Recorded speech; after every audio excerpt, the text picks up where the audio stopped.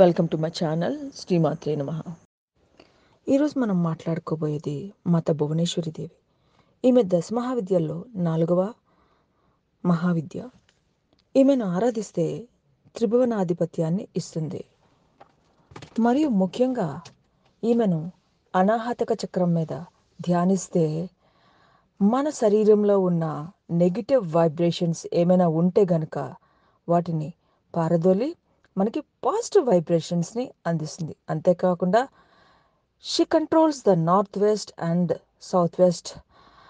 Problems ఏమైనా ఉన్నా సరే, గృహవాస్తులో ఏమైనా ప్రాబ్లమ్స్ ఉన్నా సరే వాటిని కూడా పారద్రోలుతుంది.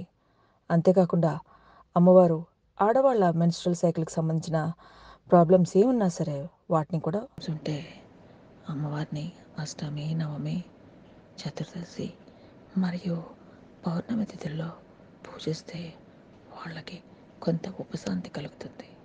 ముఖ్యంగా మనం దశమహావిద్యలను పూజిస్తే, ఆరాధిస్తే, ఉపాసిస్తే వాటి తాలూకా కాస్మిక్ ఎనర్జీస్ మన మీద ప్రభావితం అయ్యి మనకి మంచి జ్ఞానాన్ని, మంచి ఆలోచనల్ని ఇస్తాయి. దశమహావిద్యలు అంటే కాళీ, తార, చిన్నమస్త, భైరవి, త్రిపుర సుందరి, బగళాముఖి, మాతాంగి, కమలాత్మిక మొదలగు దేవతలు. వీటిని ఆరాధించడం వల్ల ఎంతో కొంత మనకి మేలు చేస్తాయి. కానీ అమ్మవారిని ఆరాధించినప్పుడు మనం సాత్విక మార్గం ద్వారా ఆరాధిస్తే ఇంకా మనకి మంచి అనుకూల పరిస్థితులు వస్తాయి. మనం భువనేశ్వరి మాత చల్లని దయగల తల్లి అని మాట్లాడుకున్నాం. అమ్మ ఎప్పుడు తన లోకంలో, భువర్లోకంలో ఉంటుంది. అక్కడ అమ్మవారు తన కోసం వచ్చే ప్రతి పరివారాన్ని కూడా స్త్రీలుగానే మార్చి అప్పుడు తన దగ్గరికి ఆహ్వానిస్తుంది. ఒకప్పుడు బ్రహ్మ, విష్ణు, మహేశ్వరులు కూడా ఆమె దర్శనార్థం వెళ్తే వాళ్ళని కూడా బాలికలుగా మార్చి వాళ్లకు తన అభయహస్తాన్ని అందించింది. చంద్రుడి కారకుడు మనస్సు, మైండ్. అలాగే చంద్రుడి కారక అమ్మ. ఒక జాతకంలో చంద్రస్థానం చూస్తే ఆ తల్లి తాలూకా గుణగణాలు అనేవి చాలా స్పష్టంగా కనిపిస్తుంది. అలాగే చంద్రుడి జాతకంలో బాగుంటే వాళ్ళకి మంచి ముఖ వర్చస్సు, విశాలమైన నేత్రాలు కూడా ఉంటాయి. ఆ చంద్రుడు బాగోవడం వల్ల పూర్వజన్మలో ఒక మంచి పుణ్యం చేసుకుంటే అలాంటి వర్చస్సు అనేది కలుగుతుంది. ఇలాంటి వాళ్ళు ఎక్కువగా ట్రేడింగ్ బిజినెస్లో రాణిస్తారు. ఆ ట్రేడింగ్ బిజినెస్లో ఎప్పుడైనా నష్టాలు వస్తే భువనేశ్వరీదేవి గారిని స్మరించండి, ఆరాధించండి. ఈ వీడియోని ఫస్ట్ నుండి చివరి వరకు చూస్తే ఈ దశమహావిద్యలు ఏ విధంగా నవగ్రహాలని కూడా కంట్రోల్ చేస్తాయో, అవి జాతకంలో ఏ విధమైన నవగ్రహం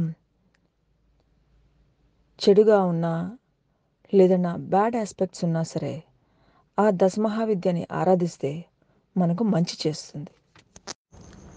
మాతా భువనేశ్వరీ దేవిని ఆరాధిస్తే చంద్ర సంబంధమైన రోగాలు ఏమైనా ఉన్నా, జాతకంలో చంద్రుడు కనుక రాహుతో కానీ, కేతువుతో కానీ, శనితో కానీ, శని రవులు కానీ ఏవైనా కలిసి ఉంటే వాటి దోషాలని ఈ అమ్మవారు తొలగిస్తుంది.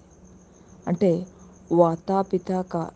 వాతాపిత కఫ దోషాలు ఏవైనా ఉన్నా, తర్వాత temperament with an element of wind, it's strength of weakness reflects the stability and soundness of the mind of the individual.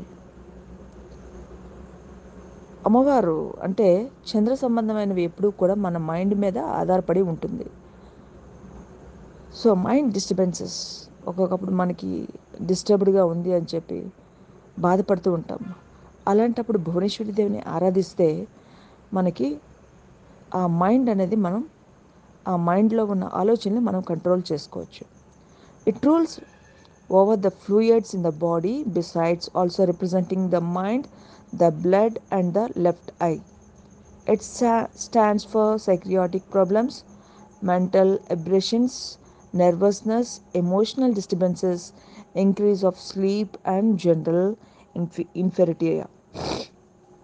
Phlegmatic disorders, tuberculosis, dropsy, diarrhea problems, anemias, serious effusions in the body, blood poisoning, fever associated with chills and rigors, certain skin problems, jaundice, fear from water, watery animals, and the wounds caused by the harms of animals get representation through the moon. The moon, in collaboration with Mars, control the menstrual cycle of women. It causes menstrual disorders and diseases of the female reproductive system.